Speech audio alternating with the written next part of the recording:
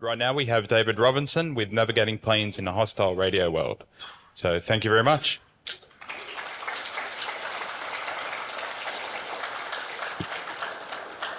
Good afternoon, everyone. I'm David. I'm here to talk about navigating planes on hostile radio space. For those who don't know me, I also go by Carrot. I do security stuff back in Wellington. Also run KakaCon before KawaiiCon, so if you're over for that, it'd be good to see you there. Also make a bunch of stickers, which I've sort of left around the place over the weekend. And yeah. So what are we going to look at today? We're going to look at how sort of planes navigate, some attacks on sort of navigation, and have a look at a bit of the pilot's perspective and what air traffic control's perspective would be, and some things we could do about it, and yeah, we'll sort of go from there. So a little bit of terminology up front. There's GNSS, the Global Navigation Satellite Systems. So these are satellites that provide time so you can get a location. The most common of those, which most people would have heard about, is GPS, the US system, the Global Positioning System. Sometimes I'll say GPS when I actually mean GNSS, because GPS has sort of also become the generic term for GNSS as well. Russia's also got GLONASS, China's got Baidu, Europe's got Galileo. Those are the ones with sort of worldwide coverage, and Japan and India also have some local satellite systems as well. And the other term I should use a bit is ATC, air traffic control. Think about people looking at radar screens and in towers and in dark rooms and stuff, making sure planes don't hit each other. So how do planes know where they are? So way back when, we had dead reckoning. So if you knew what time you left and how long you'd been flying for, you know, your direction, your speed, you could figure out where you are. And also a little bit later, we started doing some radio technologies, sort of ADF4s, LORAN, and things like that. So we moved away from them because things like dead reckoning, it didn't factor in sort of winds, so headwinds, tailwinds, crosswinds, which should blow you off course, didn't factor that in. Radio, it's sort of costly to run. VORs are still used, but no one's really installing new ones and decommissioning them when they break, because it's cheaper to decommission them than to actually fix them. And it also has a failing that doesn't really cover oceans particularly well, because it's hard to build a big radio transmitter in the middle of the ocean and keep it in one spot. So, and how are planes navigating today? So there's the Global Navigation Satellite Systems. In sort of the Western countries, it's still predominantly GPS, because no one's sort of certified, say, Galileo or anything like that from Europe, because aviation's sort of change windows are sort of decades rather than that to get things certified, because pretty much in aviation, if something's currently safe and not causing incidences, you leave it as it is. You don't sort of rock the boat too much unless something's bad happening. There's also inertial navigation systems. So think like your phone, you have accelerometers and gyroscopes, and from that you could sort of, if you know where you started and from how much you accelerated for how long and what you rolls and pitch, you can figure out where you are. And there's also instrument landing systems. So think about landing on the runway. You'll see those little orange aerials at the end of the runways and beside the runways. So the inertial navigation systems have some limitations. Depending on the age and the model, they'll drift by about half to 1 nautical mile per hour. So that's sort of fine for making sure across a big oceanic voyage that you get to North America. It's not so good for actually getting to the actual airport after sort of 14 hours or something. You have to know the starting location, so before each flight you've got to reset the location correctly. And some of the systems will also reset from GPS or the other satellite systems during the flight, but you have to trust that GPS is still actually giving you an accurate location if you're going to reset your inertial navigation off that. Instrument land systems, they're only sort of useful for landing.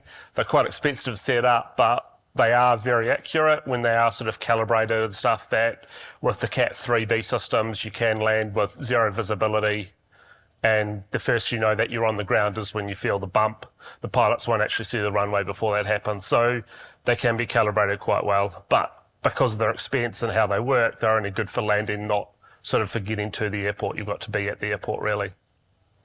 And then, so those are sort of how planes can know where they are. Also, air traffic control and other things need to know where the planes are to make them, so they can instruct them so they don't bump into each other. There's primary radar. So if you think of a radar dish, those spinny things, yeah, that's primary radar. Sends out a radio wave, bounces off the plane, comes back, you know, where a little dot is. Additionally, that plane, seeing they're broadcasting sort of digital signals, there is multilateralation, which basically, if you look at when the first bit arrives at 3 or more receivers, and you do some math, and from that you can actually figure out where the plane is. It's basically, if you think triangulation, but reverse, so you know where the receivers are, but you don't know where the plane is. It sort of works like that. So you got, 3 receivers, the P's, and then you've got A and B, the 2 possible positions for the plane, and inferring from some other things, you can actually figure out which one the plane is, because you know where it's been travelling previously, so which one is more likely to be. Also, modern planes are broadcasting the location. So if you've ever been to Flight Radar 24 or something, this is what it's working off, ADS-B, Automatic Dependent Surveillance Broadcast. So twice a second, the planes will broadcast sort of half a message, and you combine them to get and that includes location, heading, velocity, altitude, some weather, crosswinds, all this sort of stuff. And pretty much any sort of, in landing at big airports, there is a requirement to have it if you want to land at a big airport. Similarly, if you're over 26,000 feet, you've also got to have ADS-B. And additionally, a lot of ground vehicles will also broadcast their locations as well, because air traffic control, when you're navigating things around the airport on the taxiways, you also want to know where all the ground vehicles are. So again, making sure things don't touch. And ADS-B can use multiple different locations for where it gets the location. It can either be GPS or it can also be their inertial navigation system. And there's a little flag in the message saying how confident it is in its location. So what could go wrong with this? We use GPS every day on our phones. It's all good, right? Yeah, but there's been a lot of jamming happening around sort of Russia, the Black Sea, Iran and stuff. And, it's affected flights. There's lots of newspaper articles about it. So Flight Radar 24, as I sort of said before, there's that navigation integrity category value that comes off. It says of how confident it is in its location. Flight Radar 24 maps this. So if it's green, the planes think they are fairly confident where they are. And where you get to red, the planes are going, hey, the location, I think the location's not particularly good. And then we've got the grey zones, which are either Flight Radar doesn't have a receiver or there are no planes flying there. So things like over Ukraine and stuff, there are no sort of planes flying at the moment. And you can see that a lot around the sort of the Black Sea, up in the Nordic sort of area, and sort of down around Iran and the Gulfs. So how can planes tell that there's sort of been a GPS sort of attack? If there's a sudden jump in location, so you know roughly what your speed is, so you know where you should be in 5 seconds, 10 seconds, in a minute's time, you should know roughly where you are. And if it jumps outside of that, so like impossible travel for your log-on systems, the planes can also do a short value impossible travel. Also, you sometimes see time jumps because GPS is broadcast the time, you do some math off the time and that. So if you're doing an attack, quite often the time will jump as well. And there's sort of 3 main categories of sort of GPS attacks. Is jamming, which you just send about a lot of noise, interference, and basically blocks the GPS signal. Because the GPS signals are 20,000-ish kilometres away, the actual signal is lower than the noise floor. So actually GPS is having to find the signal in amongst all the noise, and that's why GPS uses so much battery on your phone, because you can't just sort of ignore all the noise floor. It's actually got to look inside the noise in the floor. There's replay, so if you capture a GPS signal, you can replay it later. This is quite handy because you can also capture the encrypted signals, not just the clear text signals, and replay them. But the fact is because it's a replay, you don't have so much control over what you can do. And there's spoofing, which is when you send a valid but wrong signal, you actually are doing all the generation and pretending to be the satellites, and you generate what the satellites will be broadcasting, though this only works on the non-encrypted signals. So basically only on GPS, only the military can get their encrypted signals, civilians cannot, because we don't have any of the key material. And this has been happening for a while. I talked about this a few years back at BSides Canberra and also over at DEF CON. So what does this mean? Planes don't know where they are, so which means, hey, they can't possibly fly in some areas. They're going to potentially have to use less optimal routes because they want to stay in a good coverage area, and that uses more fuel, puts prices up, all that sort of stuff, which is bad for the airlines, bad for the passengers. And sort of the worst situation is, we think back to sort of 1983, there was the Korean Air Flight 007, which was from Anchorage down to Seoul. It had its initial navigation system drifted because of some crosswinds, I think it was, and it ended up in Russian airspace. The Russian airspace thought it was covering for some US spy mission, and they shot it down. And the outcome of that was, they were developing GPS at the time, and at the time it was only going to be a military service. There wasn't going to be this public unencrypted service. And because of this, they decided, actually for the good of the world, we should actually provide some accurate navigation to everyone, because we don't want this situation happening again. And it's quite easy to do. You know, I've done it with sort of just some $500 SDR, Raspberry Pi, some code off GitHub. So actually to do it at a small range, it's quite easy. Sure, if you want to do it over a bigger range, you're going to need a bigger transmitter with more power. But it's actually quite simple because all the code is available on GitHub. You can also just buy jammers off the shelf, but they're rather crude. They're not sort of as fun as the spoofing. And so one of the reasons that we are sort of in this situation is the air traffic control, the air navigation systems, they're all trying to save money because, you know, everyone has to save money. So things like the VORs, so the radio-based land stuff, the prime radars are expensive, they're installed to maintain. So as things break, they've been decommissioned, they're not putting new ones in, to the point of New Zealand only has 2 primary radars for commercial aviation.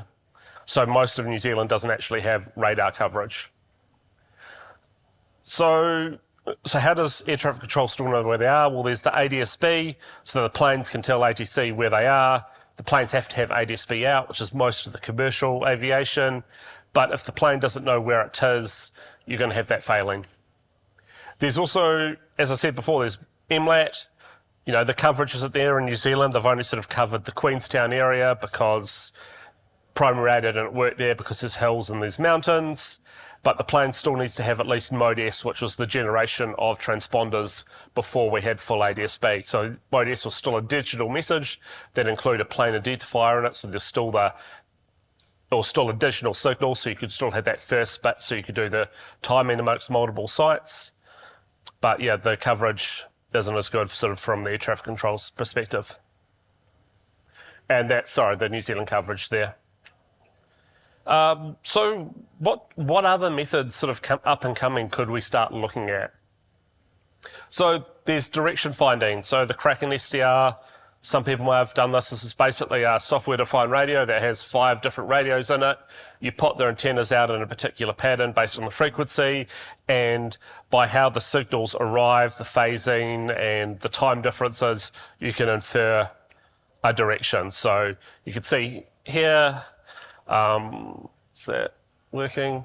You can see here that this one here, that's sort of obviously the direction that the signal, that the transmitter is, because the rest of it is a lot lower. So how it works is you space the 5 antennas out in a circle, different phasing and times, you calculate the direction. Older forms of direction finding, you actually had a sweeping antenna that would sweep round. You'd look for when it was strongest. You'd go backwards and forwards. You hunted it at the strongest point. It was either that way or 180 degrees behind you. So you needed to spin round again and figure out which of the 2 was stronger. So direction finding, it's sort of similar to MLAT, is that you can track down a location. The benefit of sort of the direction finding is it's not doesn't have to be a digital message, because you can do it off, say, the voice audio. You can do it off other message types like ACARS, ADSB, Mode S. But when you're doing it on things like audio and ACARS, there is no sort of plane identifier in a standard format. So you need some other method to actually match it up with a particular plane. So the cost, less than $1,000, but hey, it's aviation, so that $1,000 becomes sort of $100,000, $1 million per site, because it's aviation. And then plus all the back-end systems to collate and display it out to air traffic control. So hey, but if planes started to have direction finding on them, they could also start locating. In fact, so if you had a database of where particular TV and radio transmitters are, you could actually lock onto those, and you could if you could look at, say, a couple of TV towers or some different radio towers, you could start to triangulate where you were based on the directions, and you can cross-reference your location that you're getting from GPS or things, or in your inertial navigation systems, and you can also track where other planes are if they're broadcasting as well. So there's the TCAS, which is the which is the system that when planes are going to crash into each other, they can detect the other plane and give the pilots instructions. These can also validate that the plane, which says it's out to the left, is actually out to the left, and it's not a malicious TCAS message as well. So there's actually some benefits in tying up with other systems on the plane as well. And some of the pros is TV and FM ground stations, they're high powered, they're difficult to jam because they're sort of in the kilowatt or tens of kilowatt sort of transmitter classes. You're going to need a big generator or a big power feed if you actually want to sort of overpower that sort of signal. And because people are going to notice when TV or FM radio stops, the spectrum management people in the relevant countries are going to be quite good at tracking it down and finding out where you are. Some of the cons for planes is you're going to need a set of radios per frequency you want to monitor. You're going to need that. It's going to be hard to have the relevant antenna array that's sort of tuned for the frequencies, and it's only going to work over land in coastal regions because there's no TV out at the ocean. Some of the pros for ADC, sort of using direction finding, is, hey, you can direction find and cross-reference your ADS-B signals. You could also do it off audio signals, but it's not going to be a continuous location. And if you have a few different sites, you can actually sort of triangulate, and you don't need the sort of the low latency of timing which you need for your MLAT sites, which makes it a bit easier to implement your system. Another pro for air traffic control is when people decide that it's really fun to get a radio transmitter and pretend to be planes or to pretend to be ATC, you could track them down really quickly and send the police to go and deal with those people. What's some of the cons is it sort of works in the horizontal plane. It doesn't work so well in particularly at a distance in the vertical plane, and you'd also need a second set of arrays to do the vertical plane opposed to just the horizontal direction. And it's going to need more equipment per site compared with MLAT, because at MLAT it's just a singular receiver per site compared to 5. And hey, with voice radio, you sort of don't get an ID. So other technology, there's passive radar. So again, this is sort of used in their existing FM, TV, cell base stations. You need something that has a constant carrier wave, and you need to know and you need a fixed location for the receiver, so it's only going to be helpful for air traffic control. And basically what it does is it does some really cool physics and maths. It benchmarks the spectrum, and as planes and other objects move through the air and through the radio waves, they reflect it, change the wavelength, change the polarization, change the frequency slightly, and from that you can infer direction, location, and all this other cool stuff. And it's quite easy to do. Say you can get a couple of hack RFs. You need 2 of them, one sort of monitoring that base frequency and the other one sort of looking either side of the base frequency for the changes. And you need some wires between them so you can actually get the clocks in sync. And is this video going to play? No, it's not. Come on. Why isn't that working? Okay, what you can see here is on the bottom here, you can see how that series of dots is getting closer and closer to the bottom axes, and that's because that plane is moving across, so it's getting closer to the bottom, and that line across in the middle there, that's just the actual TV transmitter that I was monitoring at the time. So, hey, from pros from ATC, but you can, from one location, you get a fix. It needs less radios. It's only going to be 2 instead of 5 compared to direction finding. The TV and radio and cell companies, they're paying for their expensive broadcast. They're paying for all the power bill, so that's quite cool. Someone else is paying for their expensive part. And if you have multiple sites and multiple frequencies, you can really start tying things together and get some cross-referencing going. Some of the cons, unfortunately, there is ITAR restrictions on it. So all the publications and all the maths for passive radar is all public, but implementations are restricted by ARMS regulations, which is a bit of a pain. And the Kraken SDR, which was that direction file I showed you earlier, had some passive radar code on GitHub, but was pulled after some lawyers from Some government agencies told them that it wasn't such a good idea, but hey, other people put it on GitHub and they haven't been told to take it down yet. So if you look carefully, you can find passive radar code on GitHub as well. So what other ones? There's sort of ELORAN. So I mentioned back in the day there was LORAN, which was a naval system for location. It sort of got decommissioned as GPS came in. But then with some of this GPS jamming sort of happening in the late teens, people decided, hey, maybe we need a new version for enhanced LORAN. And that sort of works as, it's quite similar to how the satellites work. You have a series of towers that are all in time sync, and based on the time and the phase, you confer a location. It's sort of only going to be less than 10 metre accuracy, so quite good for finding the airport, not so good for landing. And it sort of started into 2017, 2018 when we started discussing the Black Sea and the North Korean GPS interference. Hey, planes, because it's now a ground signal opposed to a satellite signal, it's going to be strong, it's hard to drown out. 10 metres is good for navigation but not landing. Hey, but unfortunately, there's been a lot of talk about it. Nothing's actually been implemented. No towers have been built. No one's built the avionics yet. No one's actually, I think, finalised the standard. And it's only going to work about 1,200 kilometres away from the coast because that's where the transmitters are. But then again, when you're out in the middle of the oceans, from what we're seeing, there's less GPS spoofing because there's no sort of reason to spoof in the middle of the oceans in the Pacific. But it's normally happening close to that. And another cool technology, which particularly we've seen on drones and other sort of last mile delivery options, is Earth fingerprinting. So basically, you build up a fingerprint of what the Earth looks like, you have a camera looking down, and you match it up. So in the bottom there, bottom right, we can sort of see what Google satellite view looks like, sort of invisible, and then this is sort of a digital fingerprint of what the Earth looks like. Some of the pros for sort of navigating a plane, it is fairly difficult to change the terrain at scale. People are going to notice you bulldozing a mountain or building another hill over there. It's pretty difficult to do. Some of the cons, you actually need to be able to see the ground. So it doesn't work well on clouds, not going to work so well at night, potentially, depending exactly. If you use a radar, it might work well at night if you're at the low enough altitude. And it's only going to work over land because the ocean looks very similar and is forever changing with the waves and swells. So sort of wrapping up is there's sort of no easy options. Hey, just like security generally. And what we sort of say with a lot of security systems is you need multiple different controls. So if one control fails, there's another one to pick it up. So you have multiple methods that are ideally redundant, and sort of doing it in the land and coastal areas is easier because there's less jamming happening out of the oceans. So what's next is sort of, hey, it's really up to the aviation regulators and the manufacturers and the part suppliers to do their part. So, hey, hopefully I've covered how planes navigate, some attacks on sort of the system, pilots and air traffic control perspective, what we can do about it.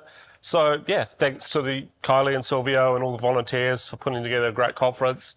Thank you for all you coming and listening. I know it's the sort of last afternoon of the conference. Everyone's getting a little bit tired, a little bit overwhelmed by a lot of content in your brains now. So, thank you all for turning up. And, it's been great talking to you. Thank you.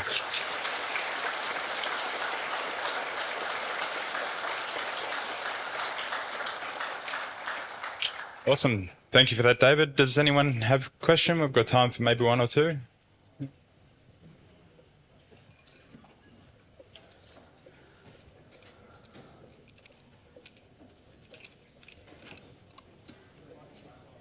You're right, mate.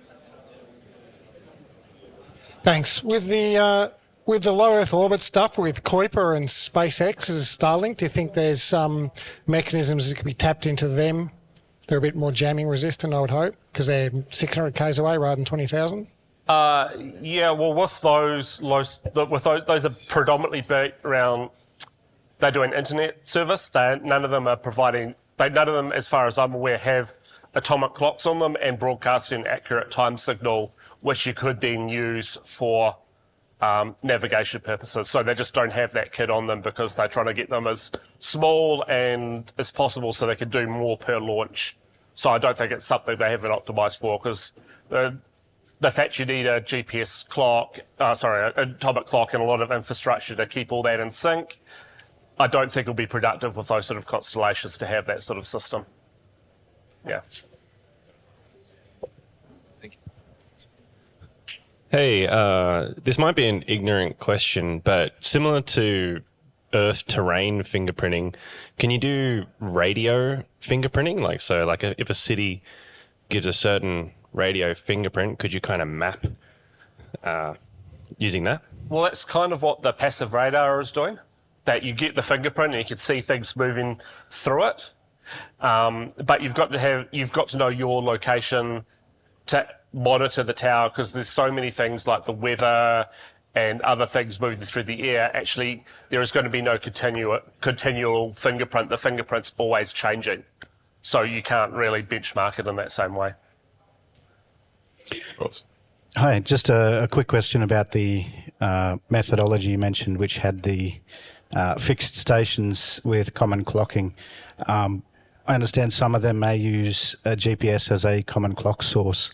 If that timing source was compromised, how would geographically diverse receivers that should share a common clock be synchronized? So that ELORN stuff, I think they're putting in some protections that they'll have a good, either an atomic clock on site or some other high quality clock that they can actually do their internal time themselves, rather than having to continuously rely on GPS or another satellite system. Yeah. Excellent. Thank you again, David. Another round of applause, please. Thank you.